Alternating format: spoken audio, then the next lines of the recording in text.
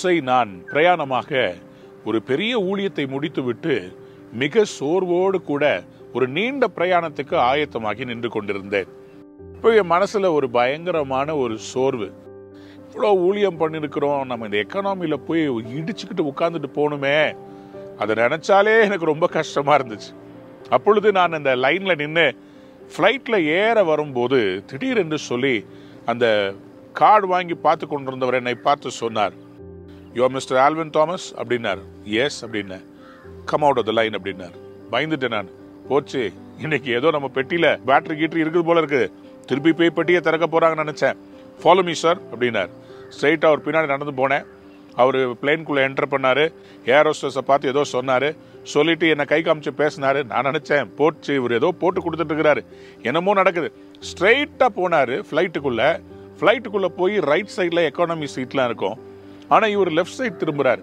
சரி, பைலட்டுக்கிட்டே போய் போட்டு கொடுக்க போறார் போல இருக்குன்னு நினைச்சு பின்னாடியே போனா அங்க கொண்டு போய் இந்த பிசினஸ் கிளாஸ்ல ஃப்ரண்ட் சீட்ல அவர் காமி சொல்றார், ப்ளீஸ் சிட் ஹியர் பிரதர் அப்படின்னார். இவ்வளவு நேரம் சார்னு கூப்பிட்டவர் பிரதர்னு கூப்பிடுறார். அவர் சொன்னாரு, I been so blessed by your songs. உங்க பாடல்கள் மூலமாக நான் ஆசீர்வதிக்கப்பட்டிருக்கேன். நம்ம தேசத்துல இல்ல, வெளி தேசத்துல. அவர் சொல்றாரு, உங்க பாடல்கள் மூலமா ஆசீர்வதிக்கப்பட்டிருக்கிறேன், இந்தாங்க பிடிங்க அப்படின்னு சொல்லிட்டு என்கிட்ட அந்த டிக்கெட்டை கொடுத்து உட்கார வச்சுட்டு போயிட்டார். நான் அவரை தேடுறதுக்கு பாக்குறேன், அவருக்கு நன்றி சொல்ல பாக்குறேன். அவர் பேரும் தெரியல, அவர் நம்பரும் தெரியல. அந்த ஏர் ஹோஸ்டஸை கேட்டேன், to you know whose that person, I just wanted to thank him. அவங்க சொல்றாங்க, ஐ டோன்ட் நோ சார் அப்படின்ட்டாங்க. இப்போ எனக்கு ஒரு பெரிய கேள்வி, எனக்கு யார் உதவி செய்தது? எனக்கு ஒன்னே ஒன்னு புரிந்தது. இந்த வசனம் எனக்கு ஞாபகத்துக்கு வந்தது. யாத்ராகமம் 23ஆம் அதிகாரம் 20ஆம் வசனம். வழியிலே உன்னை காக்கிறதற்கும் நான் ஆயத்தம் பண்ணின ஸ்தானத்திற்கு உன்னை கொண்டு போய் சேர்க்கிறதற்கும் இதோ நான் ஒரு தூதனை உனக்கு முன்னே அனுப்புகிறேன். See, I am sending an angel ahead of you to guard you along the way, to bring you to the place I have prepared. Today I want to prophetically speak to somebody who is getting ready. ஆண்டவர் சொல்றாரு, how am I going to prosper? எனக்கு யார் உதவி செய்வார்? God is going to send angels for you.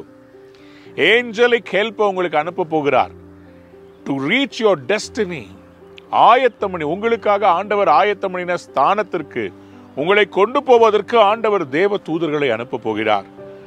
Are you getting ready to launch into a new place, into a new job? God is sending angels. ஆண்டவர் தேவ தூதர்களை அனுப்ப போகிறார். எபிரேயர் 1:14 சொல்கிறது, அவர்கள் பணிவிடை ஆவிகள், நமக்காக உதவி செய்யும்படி தேவனால் அனுப்பப்பட்டவர்கள். Today angelic help is coming. Move ஆகாத உங்க ஃபைல ஒரு ஏஞ்சல் மூவ் பண்ண போறார்.